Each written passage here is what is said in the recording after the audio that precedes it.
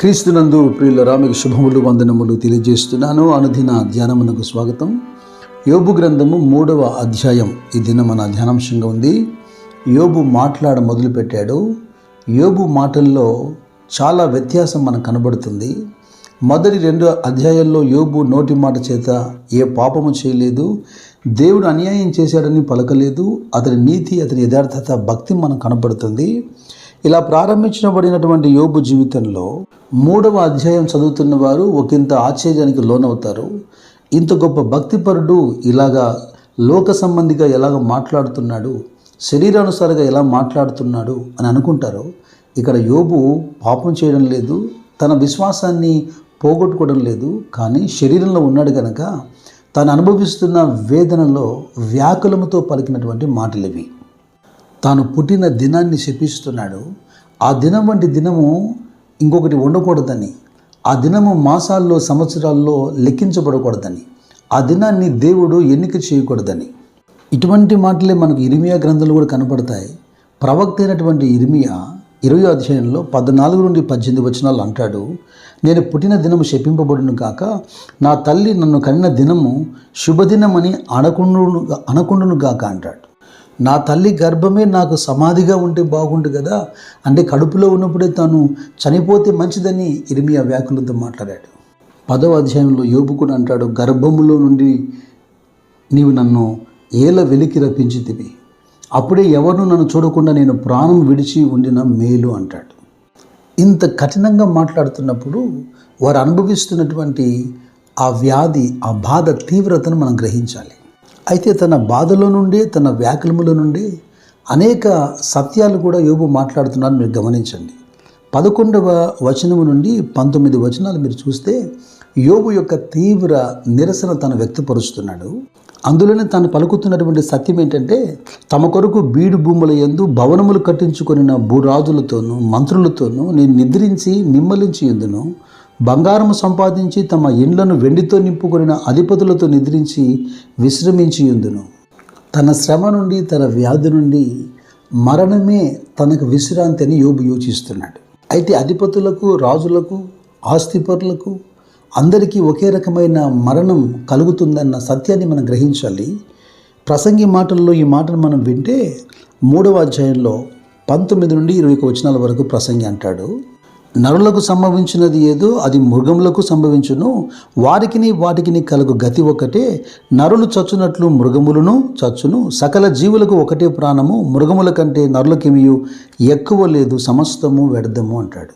అధిపతులకు, రాజులకు, బీదలకు అందరికీ మరణం ఒకటే, అందరూ ఆ గోతికి చేరుతారన్న మాటతో మనము ఏకీభవించవచ్చు. కానీ ప్రసంగి కాస్త విసుగుతో ఈ మాటలు పలుకుతున్నాడు.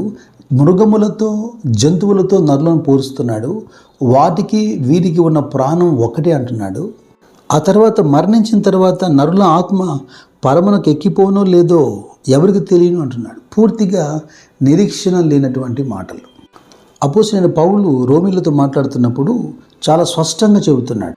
రోమ 8:24లో ఏలయనగా మనము నిరీక్షణ కలిగిన వారమై రక్షింపబడితిమి. క్రీస్తును అంగీకరించిన మన జీవితాల్లో ఇప్పుడు గాల్లో దీపం పెట్టినట్టుగా లేవు. ఓ స్పష్టమైన నిరీక్షణ కలిగి మనము రక్షణ పొందాం. దేవుని యొద్ద నుండి వచ్చాం. దేవుని అంగీకరించిన మనము తిరిగి ఆయన యొద్దకే వెళ్తున్నాం.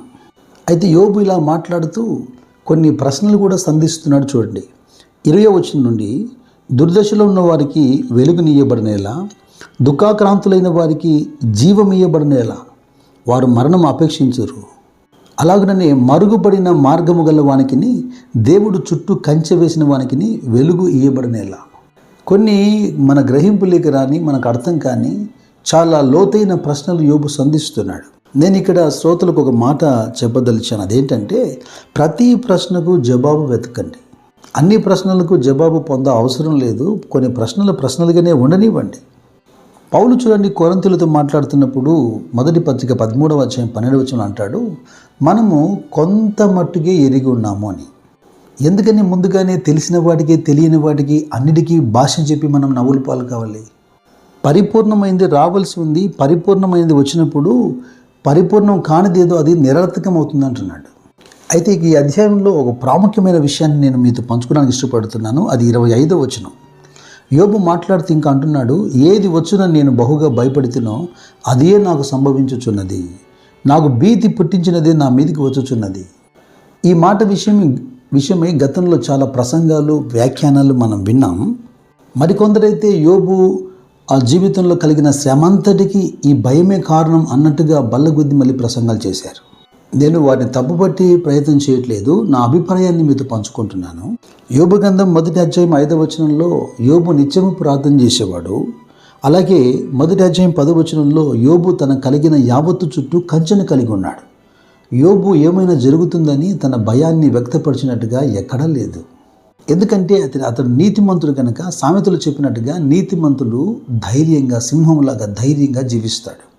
తన పిల్లలు చనిపోయినప్పుడు, తన ఆస్తి యావత్తు పోయినప్పుడు కూడా తన భయాన్ని వ్యక్తపరచలేదు.